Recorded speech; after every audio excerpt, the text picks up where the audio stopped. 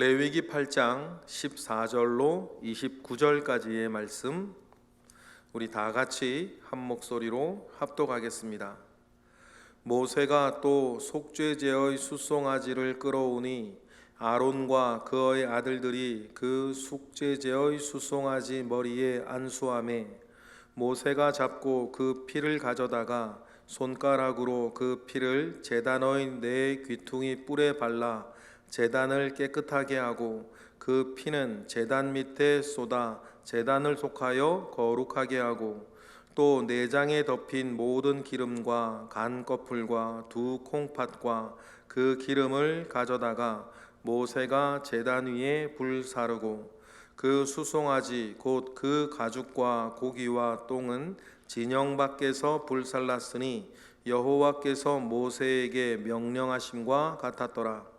또 번제의 수량을 드릴새 아론과 그의 아들들이 그 수량의 머리에 안수하매 모세가 잡아 그 피를 제단 사방에 뿌리고 그 수량의 각을 뜨고 모세가 그 머리와 각 뜬 것과 기름을 불사르고 물로 내장과 정강이들을 씻고 모세가 그 수량의 전부를 제단 위에서 불사르니 이는 향기로운 냄새를 위하여 드리는 번제로 여호와께 드리는 화제라. 여호와께서 모세에게 명령하심과 같았더라. 또 다른 수량은 곧 위임식의 수량을 드릴새 아론과 그의 아들들이 그 수량의 머리에 안수하매 모세가 잡고 그 피를 가져다가 아론의 오른쪽 귓뿌리와 그의 오른쪽 엄지 손가락과 그의 오른쪽 엄지 발가락에 바르고 아론의 아들들을 데려다가 모세가 그 오른쪽 귓뿌리와 그들의 손의 오른쪽 엄지 손가락과 그들의 발의 오른쪽 엄지 발가락에 그 피를 바르고 또 모세가 그 피를 제단 사방에 뿌리고 그가 또 그 기름과 기름진 꼬리와 내장에 덮인 모든 기름과 간 거풀과 두 콩팥과 그 기름과 오른쪽 뒷다리를 떼어내고 여호와 무교병 광주리에서 무교병 한 개와 기름 섞은 떡 한 개와 전병 한 개를 가져다가 그 기름 위에 오른쪽 뒷다리 위에 놓아 그 전부를 아론의 손과 그의 아들들의 손에 두어 여호와 앞에 흔들어 요제를 삼고 그가 그것을 그들의 손에서 가져다가 제단 위에 있는 번제물에 불사르니 이는 향기로운 냄새를 위하여 드리는 위임식 제사로 여호와께 드리는 화제라. 이에 모세가 그 가슴을 가져다가 여호와 앞에 흔들어 요제를 삼았으니 이는 위임식에서 잡은 수량 중 모세의 몫이라. 여호와께서 모세에게 명령하심과 같았더라. 아멘. 비로소 제사장 위임식이 거행되어지는 장면을 우리가 읽었습니다. 제사장이 세워져야 성막은 또 제 기능을 발휘할 수 있을 것입니다. 그래서 출애굽기에서 성막을 만들고 여러 기구들을 만들라 명령하신 하나님은 레위기에서 제사를 설명하고 제사 설명이 끝나자마자 그 제사를 집례할 제사장을 세우라 명하셨고 오늘 우리가 읽은 본문은 제사장을 세우는 이른바 위임식 장면을 읽고 있습니다. 크게 제사장 위임식은 크게 세 가지로 진행이 되는데 첫 번째 속죄제를 드리죠. 14절부터 17절까지 속죄제를 드려요. 그리고 18절부터 21절까지 번제를 드립니다. 그리고 22절부터 29절까지 위임식을 가지는 장면으로 이렇게 세 단계로 진행이 되었다라고 하는 것을 우리가 크게 일단 이해를 하고 왜 제사장의 위임식에 속죄제와 번제 그리고 위임식의 순서로 진행이 되는지 그 세부 내용을 잠시 살펴보도록 하겠습니다. 14절부터 17절까지는 속죄제를 드리는 장면이에요. 그래서 14절에 이렇게 시작을 하죠. 14절 읽어보겠습니다. 모세가 또 속죄제의 수송아지를 끌어오니 아론과 그의 아들들이 그 속죄제의 수송아지 머리에 안수하면서 이제 속죄제가 시작이 됩니다. 먼저 여러분, 우리가 하나님께서 레위기에서 속죄 제사를 4장에서 설명해 주실 때에 속죄제의 특징들이 몇 가지가 있었습니다. 그 중에 가장 큰 특징 중에 하나가 다른 제사와는 달리 속죄제를 드리는 대상을 4개로 나누어 설명을 해주셨어요. 제일 먼저 제사장이 속죄제를 드릴 때, 또 회중이 속죄제를 드릴 때, 부족의 족장이 속죄제를 드릴 때, 그리고 회중 중에 한 사람이 속죄제를 드릴 때, 그리고 회중들에 대해서 얘기를 할 때에 소 잡을 사람과 양 잡을 수 있는 사람과 염소 잡을 수 있는 사람, 심지어는 그것도 없어서 집비둘기나 산비둘기로 속죄제를 드릴 사람, 그마저도 없어서 극빈층이겠죠. 고운 가루를 가져와서 곡물 가루로 속죄제를 드릴 사람에게까지 극빈층에서부터 시작을 해서 힘있고 돈 많은 부족장에서부터 제사장에 이르기까지 속죄제를 드릴 사람에 대해서 세밀하게 말씀을 하셨습니다. 이걸 통해서 우리가 꼭 기억해야 할 것은 속죄제가 필요 없는 사람은 아무도 없다. 여러분, 지금도 마찬가지입니다. 속죄제가 필요 없는 사람은 아무도 없는 것이에요. 우리의 용어로 바꾸면 회개할 것 없는 사람은 아무도 없다. 너희가 죄 없다 말하면 하나님을 거짓말하는 자로 일컫는 것이요 라고 하는 요한 1서의 말씀은 정확해요. 그러니 여러분, 죄에 따라 처리하는 방식이 약간 다른데 내 가슴 속에, 내 마음 속에서만 있었던 죄는 하나님께만 속죄하면 되고, 내 몸 밖으로 나온 죄는 하나님께 속한 다음에 내 죄의 피해를 본 사람들을 찾아가서 속건하는 일들까지 주님은 말씀을 하시면서 속죄제를 얘기하시면서 피해 보상까지 함께 이야기하시는 속건제를 또 이야기하시고, 그 모든 죄에 대해서 필요 없는 사람은 아무도 없으니 세밀하게 얘기해서 나는 상관없으니, 나는 힘 있으니 괜찮다고 염치 없이 살지 아니하고, 나는 아무것도 가진 것도 없고 배운 것도 없고 할 수 있는 게 없으니 또 넘어가는 일이 없도록 속죄는, 회개는 모든 사람들의 몫이라는 사실들을 하나님은 말씀하셨어요. 여러분, 레위기를 묵상하면서 중요한 게 뭐예요? 이러한 하나님의 성품을 우리가 알아가는 거예요. 그래서 하나님께서 신약에서도 죄는 모양이라도 버리라고 말씀하셨구나. 하나님께 나아가는 자는 반드시 이런 회개의 은혜를 늘 받아야 되는 것이로구나.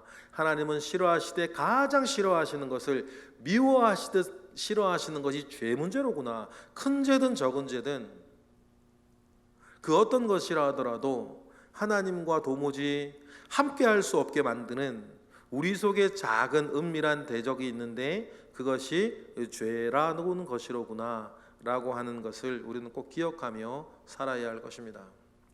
그러니 여러분, 아론과 그의 아들들이 제사장이 되어지는 이 거룩한 순간에도 하나님께서 제일 먼저 속죄제를 요구하시고, 우리가 방금 읽은 것처럼 14절에 그 속죄제의 수송아지를 잡아 끌어올 때에 그에게 안수하는 것이에요. 안수하는, 소의 머리에 안수하는 것은 이 소는 이제부터 소가 아니라 나입니다, 그 말이죠. 그 의미에서 안수해요. 이제부터 이 소는 내가 아니라, 이 소는 소가 아니라 바로 나 자신입니다 라고 하는 뜻에서 소에게 안수해요. 그리고는 여러분, 우리가 인간적으로 생각하면 처참한 광경이, 소는 우리가 묵상하셨죠? 소는 잡을 때에 회막 문 앞에서 잡잖아요. 크니까. 그러면 여러분, 이 소는 소가 아니라 이제부터 나 자신입니다 라는 뜻에서 안수한 뒤 그 소에게는 처참한 일이 벌어지는 거예요. 말이 좋아 잡는다지, 잡는다는 단어 안에 들어가 있는 처참한 일들이 있는 거 아닙니까?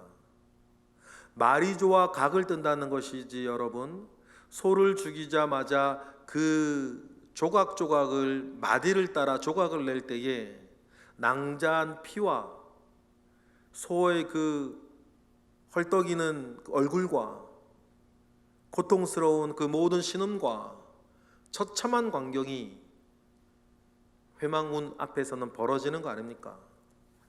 그 일을 다 행하고 있는 그 제사 드리는 사람은 뭐예요? 이 소는 나 자신인 거예요. 그리고 이 소가 이렇게 처참하게 죽어가는 이유는 뭐 때문이에요? 바로 나의 죄 때문인 거예요. 주님은 언제나 속죄제를 드리게 하시면서 죄가 얼마나 참혹한 것인지를 우리에게 보게 하셨어요. 죄가 얼마나 참혹한 것인지 우리에게 늘 경험하게 하셨죠. 그래서 작은 죄라 하더라도 내 스스로 작은 것이라, 아니면 아무도 모른다 이렇게 여길 만한 것이라 할지라도 그러한 것들이 우리 속에 남겨두지 아니하도록, 왜냐하면 죄는 그렇게 처참한 것이었으니까.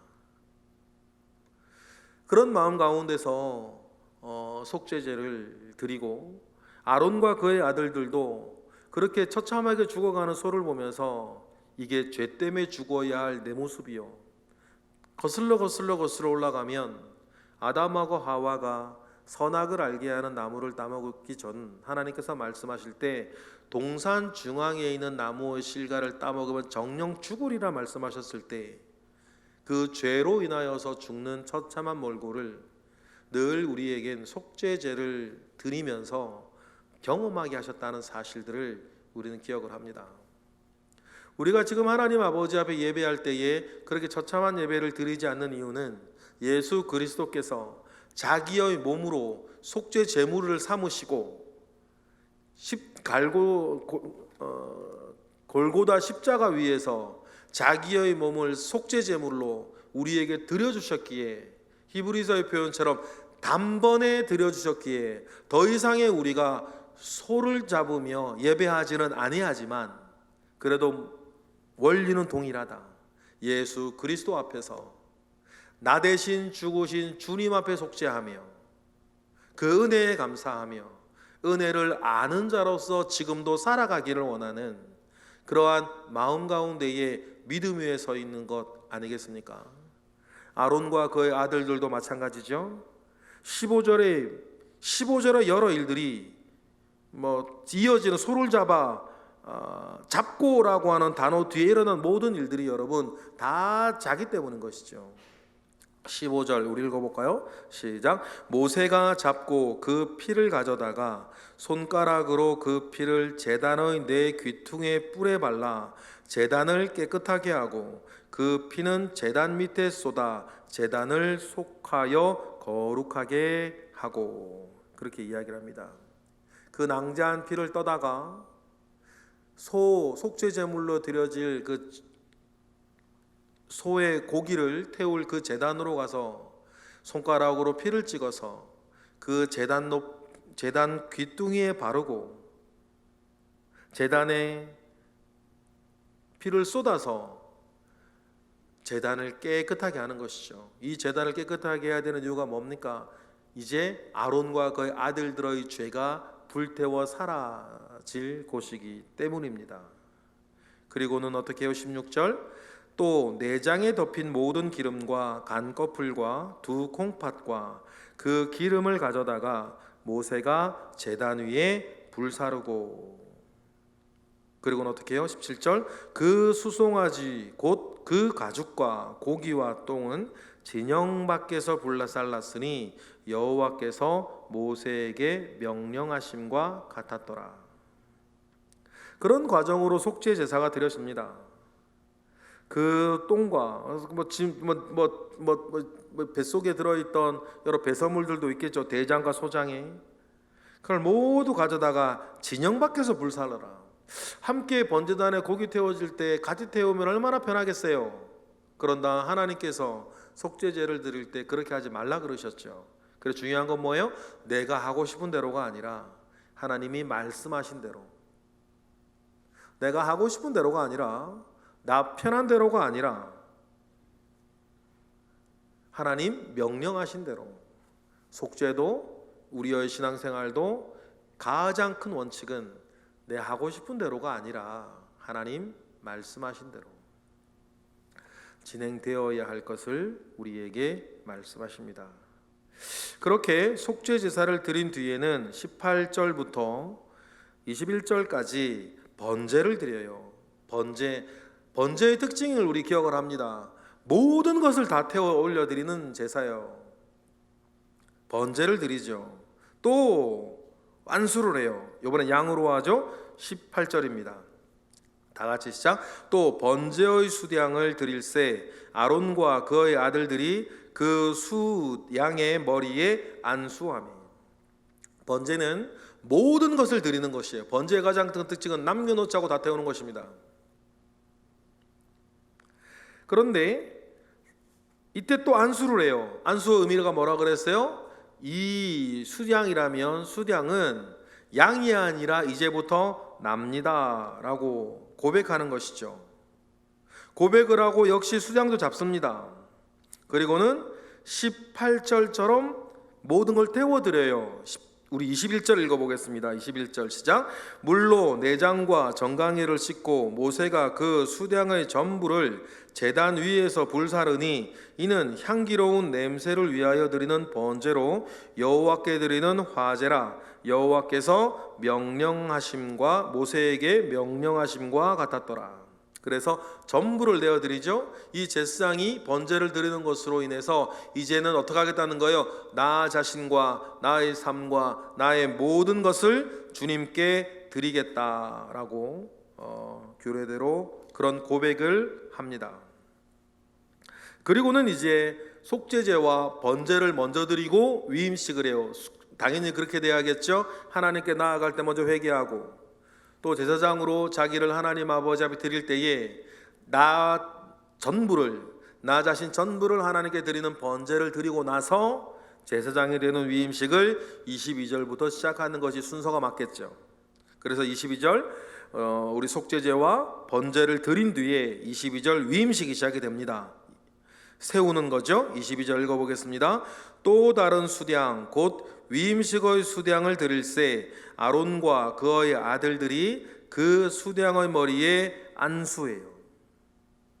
안수한 뒤에 그냥 태워드리는 것이 아닙니다. 그리고는 그 수량의 피를 어떻게 해요? 피를 가져다가 아론과 그 아들도 마찬가지인데 오른쪽 귓뿌리와 오른쪽 엄지손가락과 오른쪽 엄지봉을가락에 바르는 거예요. 23절 읽어보겠습니다. 시작. 모세가 잡고 그 피를 가져다가 아론의 오른쪽 귓뿌리와 오른쪽 엄지손가락과 오른쪽 엄지발가락에 바르는 거예요. 이 바르는 예식의 의미는 단 한 가지, 철저하게 너는 주님의 것이다 라고 하는, 이 사람 자체가 이제는 하나님의 것이다 라고 하는 그 의미에서 오른쪽 귓뿌리와 손가락과 오른쪽 엄지발가락에 그 피를 바르는 예식을 하는 것입니다. 여러분, 이러한 원리는 지금까지 우리에게 다 적용되어져야 하죠. 우리가 왕같은 제사장으로 주님 앞에 받아들여졌다는 고백 가운데 우리가 있어서 우리도 이 수량의 피를 오른쪽 귓뿌리와 오른쪽 엄지손가락과 오른쪽 엄지발가락에 바른 사람처럼 이제는 내가 전부 하나님의 것이요 주님의 것이다, 예수님의 것이다 라고 하는 그 믿음의 고백 위에서 우리가 예수님을 부를 때 뭐라고 불러요? 주님이라 부르는 거예요. 주님의 뜻이 뭐예요? 나의 주인이란 뜻이거든요. 우리가 그러니까 이제 말로 예수를 나의 주님, 주여 라고 부르는 것이 아니라 우리의 이제 남아있는 숙제가 뭐겠어요? 내가 부르는 나의 주, 나의 하나님 예수 그리스도 앞에 살면서 진정으로 나의 모든 것이 바로 주님의 것이라고 하는 사실들을 우리가 1년, 2년 신앙생활 살아가면서 고백하게 되고 이루어가고 성취해 갈 때에 그러한 것이 단순한 호칭을 넘어 진정으로 그렇게 되어지도록 살아가는 것이 우리의 신앙생활의 목표 아니겠어요? 여러분, 이걸 100% 이루어내셔야 돼요. 100% 이루어내실 때 100% 이루어냈다면 어느 날 문득 그것이 우리 집이 될지, 어느 병원의 중환자실 침대 위에가 될지 언젠지 우리는 알 수 없으나, 우리가 온전히 주님 앞에 드려져서 진정으로 예수가 나의 주인이 되어졌을 때에 우리가 마지막 이 땅에서의 숨을 거두는 순간 여러분 분명히 아시게 될 거예요. 내가 그동안 신앙생활 정말 그렇게 잘 해왔는지. 그리고 예수 그리스도께서 진정 나의 주인이 되셨다면 이 땅에서의 마지막 숨을 거두는 그때 여러분 평안함과 기쁨과 나의 주님에게로 이제 비로소 내가 다가선다라고 하는 마음 가운데에 가시겠죠. 그래서 성경은 예수님을 신랑에 우리들을 신부에 비유하며 이야기를 하시는데, 그 마지막 순간이 여러분 우리가 기쁨과 영광 가운데에 여러분 맞이하게 되는 단 한 가지의 이유와 비결은 예수님이 나의 온전한 주인이 되시기 때문이에요. 이 말을 줄여서 한마디로 이렇게 얘기 드리지 않습니까? 복음 안에서 충성스럽게 살다가 어느 날 문득 주님 나 부르시면 복음 안에 영광스럽게 가겠다. 이런 모든 것들이 출발을 하려면 오늘 제상 위임식에서 오른쪽 깃뿌리와 오른쪽 엄지손가락과 오른쪽 엄지발가락에 주님의 피를 바르듯이 나는 온전히 주님의 것이라고 하는 사실 위에 우리는 서 있어야 될 것입니다. 똑같은 일을 반복을 하다가 그리고는 이제 어떻게 해요? 27절에 보면 드려지는 그 제물의 부분을 흔들어 요제를 드립니다. 27절 읽어보겠습니다. 그 전부를 아론의 손과 그의 아들들의 손에 두어 여호와 앞에 흔들어 요제로 삼아요. 이게 흔들다 그래서 요제죠. 제사할 때 불로 태운다 그래서 화제고, 들어올린다 그래서 거제고, 들어서 흔든다 그래서 요제인데, 요제의 가장 큰 의미는 이제 하나님께 속했다라는 뜻입니다. 어떻게 보면 이제 귓뿌리에 손가락과 발가락에 피를 바르는 것과 같지요.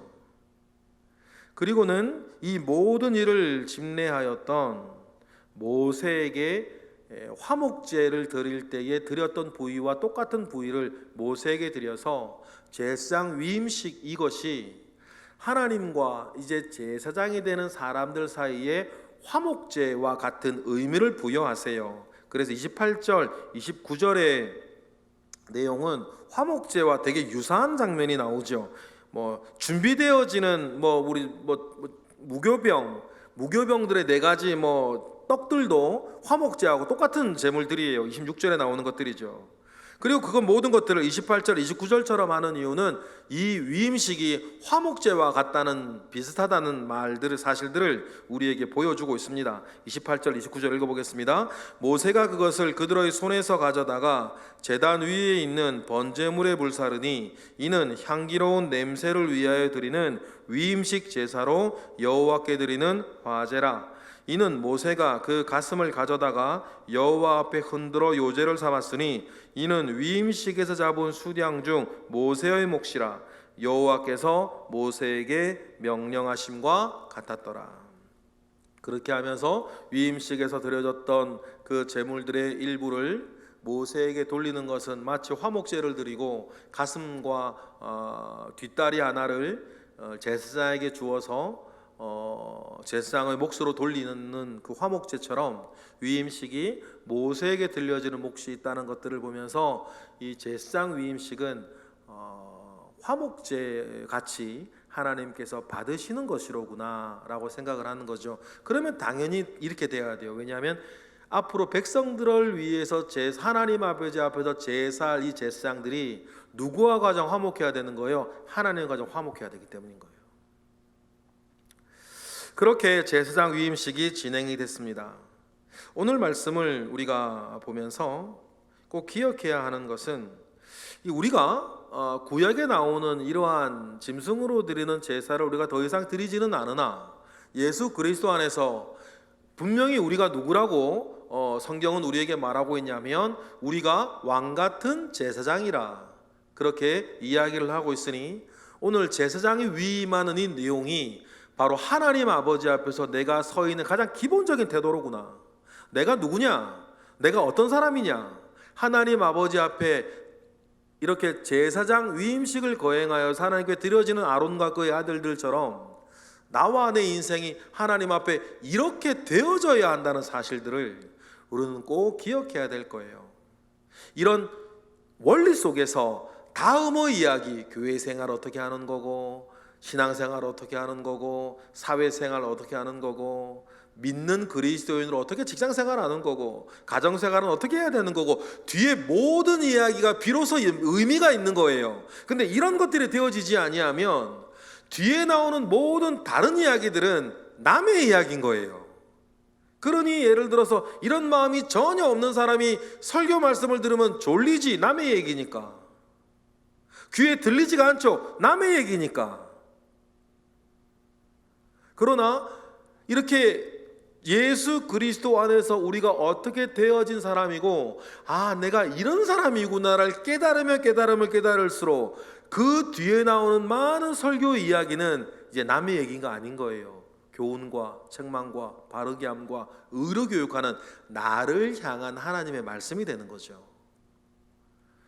이런 원리 속에서 여러분, 먼저는 우리가 하나님께 이렇게 드려진 사람들이라고 하는 사실들을 뼛속 깊이 깨달아지는 은혜가 저와 여러분에게 있기를 바랍니다. 그래야 이후 모든 성경등이 내 말씀이 되는 것이죠. 그러한 은혜가 늘 우리 속에 있고 나날이 더 깊어지기를 주님의 이름으로 축복합니다. 기도하겠습니다. 할렐루야. 하나님 감사와 영광 올려드립니다. 크신 은혜 가운데에 우리가 살고 있습니다. 크신 능력 가운데에 우리가 살고 있습니다. 이와 같이 하나님께 드려진 사람으로서의 기쁨과 은혜와 소망과 능력 가운데에 우리가 살게 하시옵소서. 그리고 이 시간 드려지는 1000번째 예물 가운데 함께 하시고 오늘도 새벽을 깨워 하나님 앞에 새벽 제단을 쌓는 모든 이들을 기억하사 이들의 삶이 하나님 아버지 앞에 온전케 하시옵소서. 예수 그리스도의 이름으로 기도드렸나이다. 아멘.